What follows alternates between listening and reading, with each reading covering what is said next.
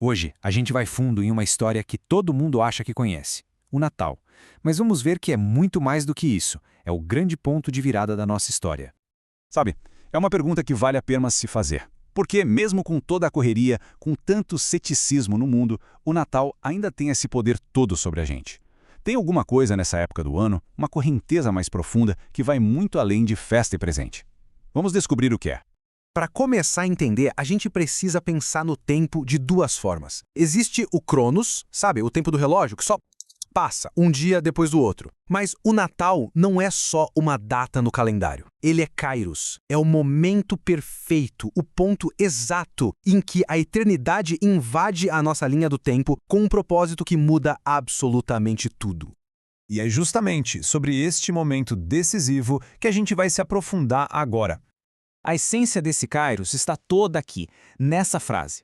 O verbo, a própria lógica divina que sustenta o universo, assume a nossa natureza humana, de carne e osso. Esse é o coração do mistério que define o Natal, a encarnação. Certo, vamos com calma para desvendar essa ideia, porque ela é gigante. Para captar a real magnitude do Natal, é fundamental entender o que teológico que aconteceu ali. O conceito principal é a encarnação.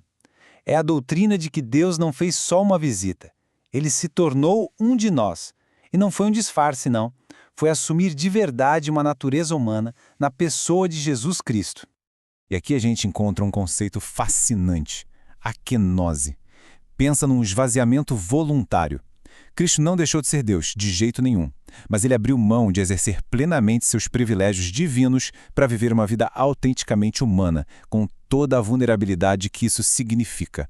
É um ato de humildade cósmica que a gente mal consegue imaginar. Isso nos leva para um termo que parece complicado, a união hipostática. Mas a ideia por trás é crucial. Em Jesus, a gente tem a união perfeita de duas naturezas completas, a divina e a humana. Elas coexistem na mesma pessoa, sem se misturar e sem uma anular a outra. Então, o ponto principal é este. Jesus é 100% Deus e 100% homem. E por que isso é tão vital? Porque somente alguém que fosse plenamente humano poderia representar a humanidade. E somente alguém que fosse plenamente divino poderia oferecer um sacrifício de valor infinito, capaz de reconciliar o céu e a terra. Este evento não foi só um milagre teológico isolado. Ele literalmente partiu a linha do tempo no meio, se tornando o novo eixo de toda a história. Olha, essa imagem fala por si só, né? Toda a história da humanidade é organizada em função de um único nascimento, antes de Cristo e depois de Cristo. Isso não é uma convenção qualquer, é o reconhecimento mundial de que algo fundamental aconteceu ali, um evento que dividiu o tempo.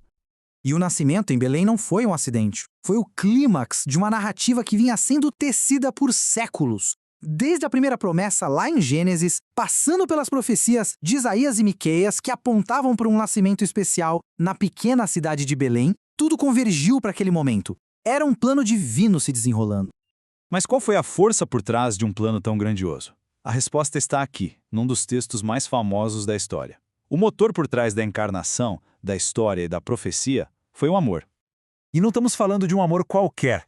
Falamos do amor ágate. Não é um sentimento que se baseia no que a gente recebe, mas uma decisão de se doar. Um amor que age primeiro, um amor que se sacrifica pelo bem do outro, custe o que custar. Foi esse tipo de amor que motivou o maior presente já oferecido. A nossa condição humana, separada da nossa origem, é como um lado de um abismo gigante. E o Natal marca o início da construção da única ponte que consegue cruzar esse abismo.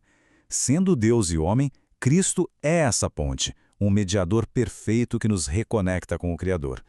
Agora, vamos trazer essa lente do cósmico para o pessoal. De que forma esse evento histórico reverbera dentro de cada um de nós hoje? Lá no fundo, a alma humana tem os mesmos anseios. Busca uma esperança que sobreviva ao desespero, uma paz que acalme a ansiedade, um sentido que dê propósito para a vida e um amor que seja seguro e permanente. O Natal se apresenta como a resposta para cada um desses anseios profundos. Quando os anjos anunciaram paz na terra, eles não falavam só da ausência de guerra. Eles falavam de Shalom.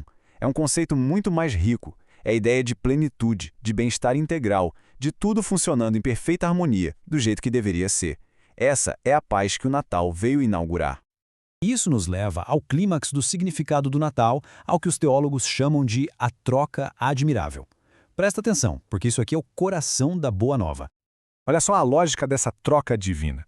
Cristo assume a nossa condição frágil para que a gente possa participar da natureza divina dele.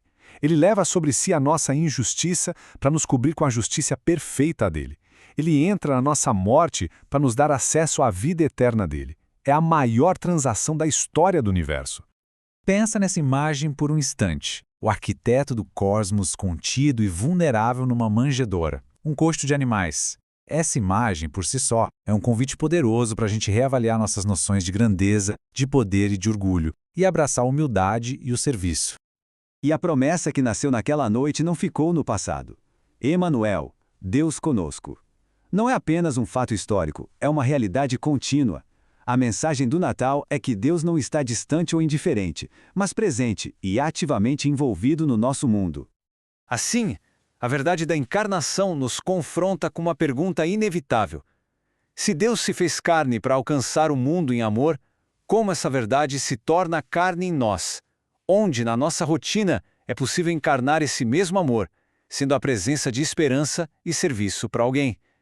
Essa pergunta transforma o Natal de uma simples celebração em uma missão de vida.